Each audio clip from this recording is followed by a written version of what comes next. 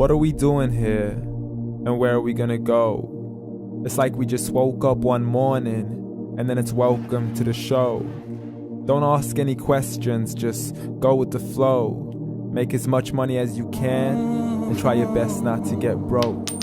Copy everything you see on the TV, from the hairstyles to the clothes, and don't think too often, just do exactly as you're told. And if you ever get confused, then just turn towards the alcohol. You'll still hear your thoughts, then just turn up the radio as you learn to live a lifestyle of drugs, sex, and rock and roll. But in all honesty, I just need to know, is there more to the cycle than growing and getting old? Living and dying just to leave behind a happy home and a whole lot of property that somebody else is going to own. I just really need to know before the casket's closed, 'cause I'm not willing to gamble with my soul, nor am I ready to take any chances. These are just simple life questions, and I'm just searching for some answers. Like, what are we doing here? And what is our purpose? How did we get here, and who made us so perfect? And what happens once we go, or is this world all really worth it? Questions we don't answer because apparently we don't really have to. There's no purpose to this life and our existence is merely natural. Then in that case, please let me ask you, did you create yourself, or was it somebody else who had fashioned you? 'Cause you're a being that's impeccable, faultless and unparalleled. You're a product of supreme intelligence, and I'm merely being rational. For there isn't a camera on this earth that can come close to the human eye, nor a computer that can compete alongside the human mind. And if the whole world was to come together, we wouldn't be able to create a single fly. So many signs, yet we still deny.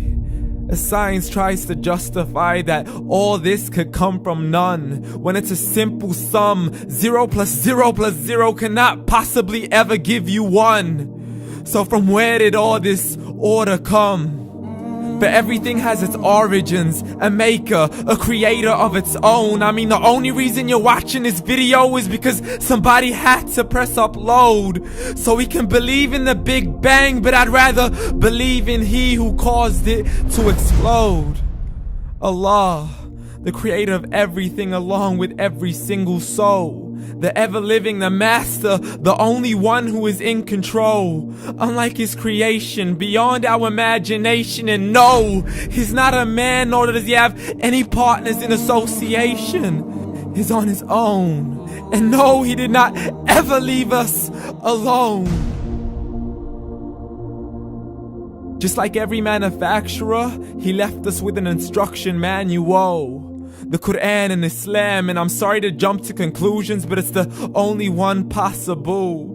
The only definition of God is the one and only supreme being. It's logical, a book with 0 contradictions, with miracles that are both scientific and historical, all revealed over 1400 years ago. Like the detailed description of the human embryo. The descriptions of the human embryo in the Quran cannot be based on scientific knowledge in the 7th century. To the mountains as pegs holding firm the earth below, and the 2 seas that don't mix in a complete separate flow. To the planets in orbit, alternating night and day as they stay in flow. The expansion of the universe and the creation of everything from H2O.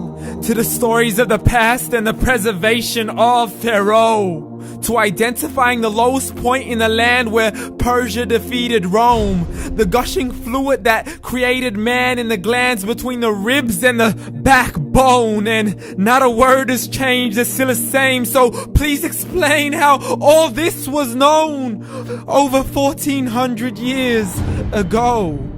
To a man who couldn't read or write as he would recite whatever the angels spoke. And if you still don't believe, please try to come up with something that's even close.